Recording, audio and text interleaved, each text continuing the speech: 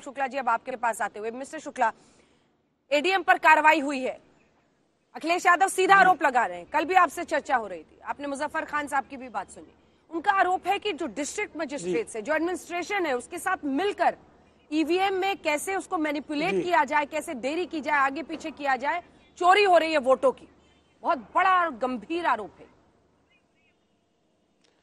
जी देखिए, हास्यास्पद आरोप है, और जब पराजय के गर्त में जिस तरह से गिरे हैं, वो हताशा में आकंठ डूबे हुए हैं, इस तरह के आरोपों के अलावा उनके पास अब राजनीति में प्रासंगिकता के लिए कोई विकल्प शेष नहीं बचा है। ऐसे में इस तरह के अब जो है आने वाले दिनों में लगातार इस तरह के आरोप लगाएंगे, वो लोकतंत्र और संविधान को खतरे में बताएंगे। सच्चाई ये है कि वंश तंत्र को, माफिया तंत्र को, गुंडा तंत्र को उत्तर प्रदेश की जनता ने नकार दिया है, विकासवाद की राजनीति को स्वीकारा है। गरीबों का जिस तरह से सशक्तिकरण हुआ है, उसके कारण वंचित गरीब महिलाएं जिस तरह से भारतीय जनता पार्टी के पक्ष में जनादेश देने के लिए आतुर थे, वही परिणाम एग्जिट पोल में दिखाई दे रहा है, और वही एग्जैक्ट पोलिंग काउंटिंग जब ये ईवीएम ट्रक में क्या कर रहे थे सर? ये ईवीएम ट्रक में क्या कर रहे थे? एडीएम पर कार्रवाई क्यों करनी पड़ी? ये क्यों? इसका जवाब निर्वाचन आयोग ने दिया है।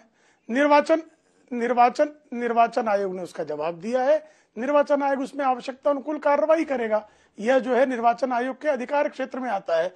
उसमें भारतीय जनता पार्टी के प्रवक्ता के किसी भी वक्तव्य का कोई औचित्य नहीं है। सुप्रिया जी, प्रेम शुक्ला जी कह रहे हैं कि इसका बीजेपी से कोई लेना देना नहीं है, चुनाव आयोग तय करे क्या करना है, वो उसकी सफाई दे, लेकिन ऐसे इन संस्थाओं पर सवाल खड़े करना सही नहीं। क्या आप अखिलेश यादव के आरोपों में उनके साथ हैं? मैं दो बातें कहूंगी अंजना जी, और ये बातें बड़ी जरूरी हैं, और मैं आशा करती हूं कि इन बातों पर डिबेट होगा और तवज्जो दिया जाएगा। अब से कम से 24 घंटे के अंदर में पता चल जाएगा उत्तर प्रदेश में क्या हुआ है, किन मुद्दों पर लोगों ने वोट दिया है, किसको जिताया है, किसको हराया है। तो वो बहस करना कि एग्जिट पोल प्रायोजित थे नहीं प्रायोजित थे, मुझे लगता है बेमानी बहस है। इस बहस को करने का कोई मतलब नहीं है। एग्जिट पोल भी ह्यूमंस करते हैं, कई बार गलत होते हैं, कई बार सही होते हैं। वेस्ट बंगाल में पूरी तरह से गलत थे, बिहार में पूरी तरह से आपका पोल गलत था, और जगह सही था, ये मैं मानती हूं। तो एग्जिट पोल पर बेमानी चर्चा करना निरर्थक है।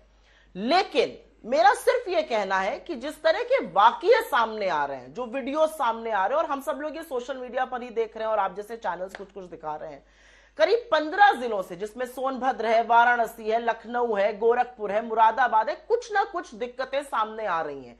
कहीं पर ईवीएम मिल जा रही है बाहर जाते हुए बिना सुरक्षा के, कहीं पर आरओ जो है वो बैलेट पेपर लिए घूम रहा है। ये सच है कि संत कबीर नगर जैसी जगहों में जो डीएम थी उसने डांटा कि ये क्या तमाशा कर रहे हैं आप लोग, लेकिन इस तरह के बड़े सारे वाकये होते दिख रहे हैं।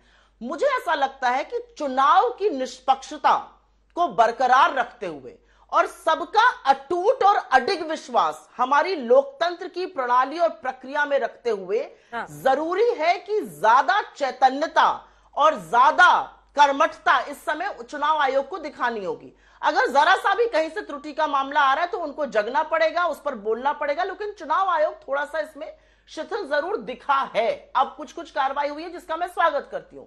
मेरा सिर्फ अपना यह मानना है कि 5 साल में एक बार चुनाव होता है, और अगर एक भी व्यक्ति खड़ा होकर यह कहता है कि कुछ गलत हो रहा है, तो उसकी समस्या का समाधान करना ही चुनावी लोकतंत्र और चुनावी डेमोक्रेसी को सजीव और सजग बनाता है। मुझे लगता है कि चुनाव में, चुनाव आयोग में, चुनावी पार्टियों तक में, चाहे वो भाजपा हो, सपा हो, कांग्रेस हो या बसपा हो, लोगों की यह अटूट श्रद्धा होनी चाहिए कि उन्होंने जहां वोट दिया वो वहीं जाएगा। इसमें संशय का लोकतंत्र में मुझे लगता है कोई जगह नहीं है। आपने वोट दिया है वहीं जाएगा, तो क्या आप ईवीएम हैकिंग की तरफ इशारा कर रही हैं कि ईवीएम हैक होते हैं, डालते कहीं और है, चला कहीं और जाता है?